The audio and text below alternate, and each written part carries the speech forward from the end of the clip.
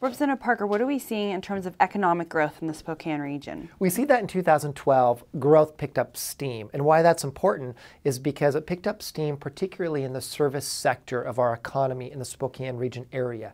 And the service sector makes up about 70% of our employment, which is basically non-farm employment, professional services, etc. So we've seen steam picked up since 2012. What do you see as some of the emerging industries? Well, there's public and there's private emerging industries.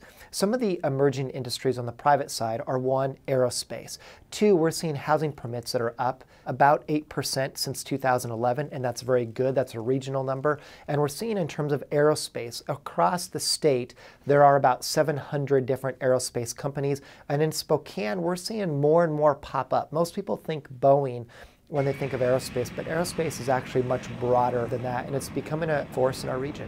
Publicly, a lot of people are looking to healthcare. Now, one of the interesting things in healthcare is it's going through a technological revolution in terms of they are revolutionizing their outputs. And so, although healthcare may be growing, they're becoming much more efficient and much more productive. That doesn't necessarily translate to jobs. So that'll be very interesting to watch in the coming years. What are some of the threats to this growth and recovery?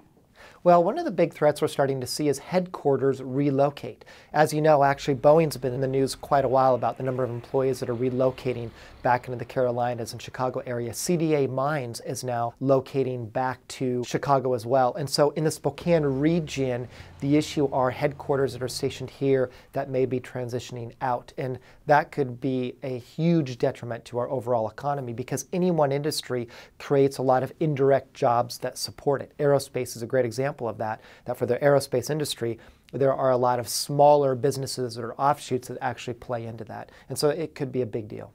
And what sort of things are you looking for as a legislator in Olympia that can help encourage this growth? We've had several. One of the biggest things that are starting to emerge is the 90-day permit process.